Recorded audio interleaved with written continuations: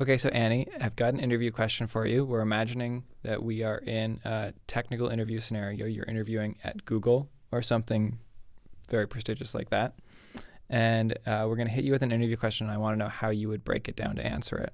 So the question is, what is the difference between a block level element and an inline element?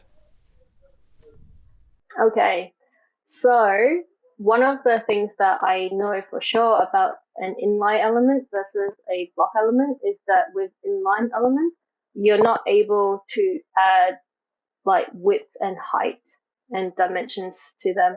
So you need to actually make the inline element like a span, for example, into a block element so that you're able to give it some height and padding and margins and stuff.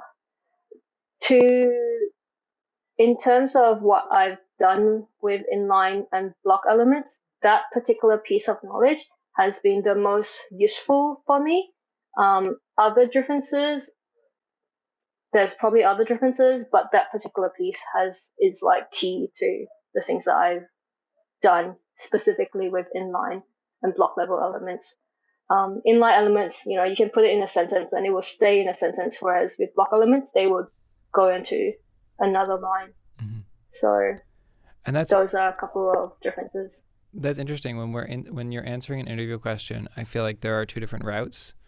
Maybe there are two different routes that you can go. One is, what are the practical implications of this topic, like that you can't apply with to an inline element, and what are the theoretical implications of this question? Like what is the technical difference between a block element and an inline element is a different question from like how do you deal with them differently. That's true. Very true. Yeah, I think I went towards the like practical way because that's on the job. That's how I actually use it and what I've actually experienced. Like working with inline and block level elements.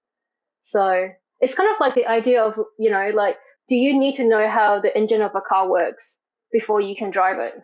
So I mean, it might be interesting, but it's good to know what to do with it.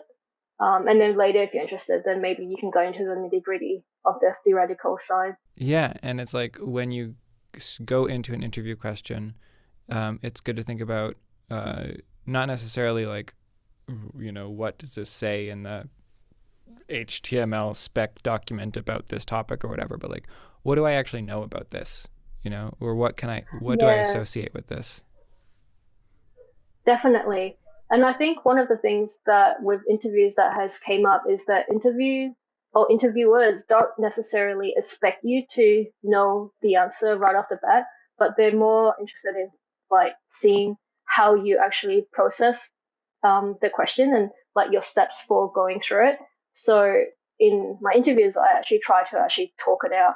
And you may have like noticed that where I'm like, okay, I'm thinking about this word, I'm thinking about that, because they actually want to be there with you Mm-hmm. as you take them through that small journey of trying to decipher that interview question. Yeah, totally.